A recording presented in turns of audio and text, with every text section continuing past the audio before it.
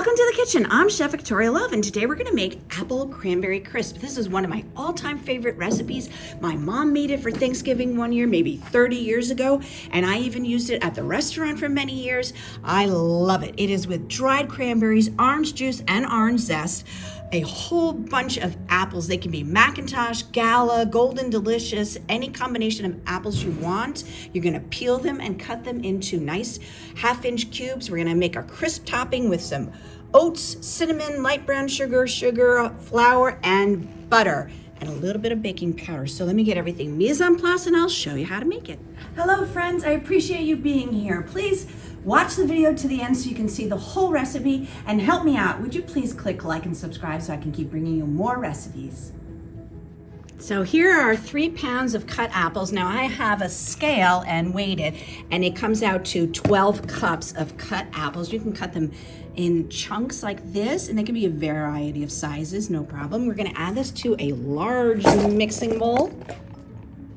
And to this, we're gonna add our half a cup of freshly squeezed orange juice, our 2 tablespoons of sugar, just sprinkle it over, our 2 tablespoons of tightly packed light brown sugar, and our 1 cup of dried cranberries. I'm gonna sprinkle that in. And I'm just gonna stir this together to make sure it's completely mixed in and break up those lumps of light brown sugar.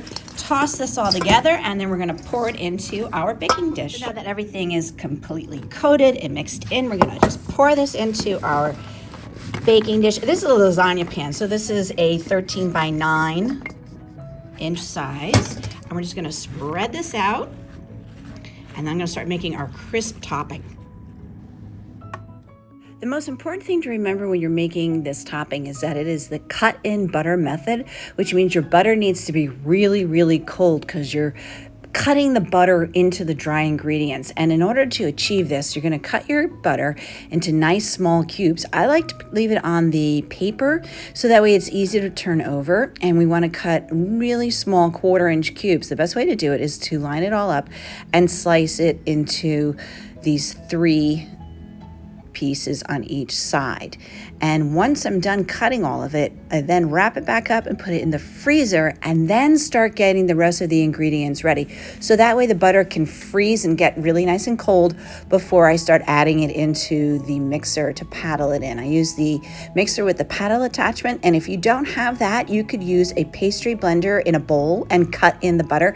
And if you don't even have that, then you could just use 2 knives and cut the butter into it, or even a fork. And that'll take a little bit of elbow grease, and it'll take a while to do it, but it is possible. So this is really wonderful dish. Put in the extra effort and make sure that you've got all the butter nice and cubed, small and cold.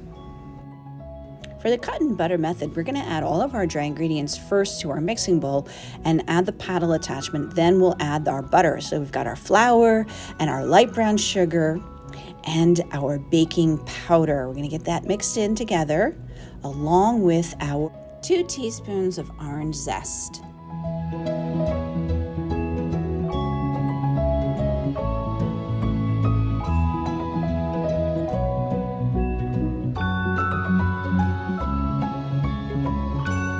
Once all the dry ingredients are mixed together, we're gonna add in our butter. And just dump it in. Because you already cut it, it will break up easily. Don't use your hands because your hands are warm. That'll end up melting the butter. So we're gonna mix it on low speed for a while. It does take time, so maybe 5 minutes before it breaks down. And what you're looking for is it to resemble sand. Oops, I almost forgot our cinnamon. Let's add that. And then we're gonna keep cutting in the butter until the mixture really resembles sand. You wanna get rid of all of those large lumps of butter. So see, we're getting rid of it. It looks like sand. And keep, you wanna see if there's any large lumps? There we go. There's 1 or 2 large lumps. So keep mixing it until it's all completely combined, and then we can add in our oats.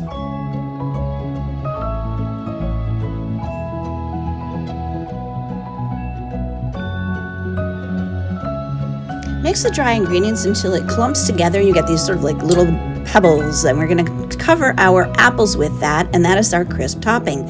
So we're going to spread this in a thin layer over the entire top of the apples. Make sure you get every little corner, get everything on top, and don't press it in, just put it in. And we're going to bake it in a 325-degree oven for 1.5 hours.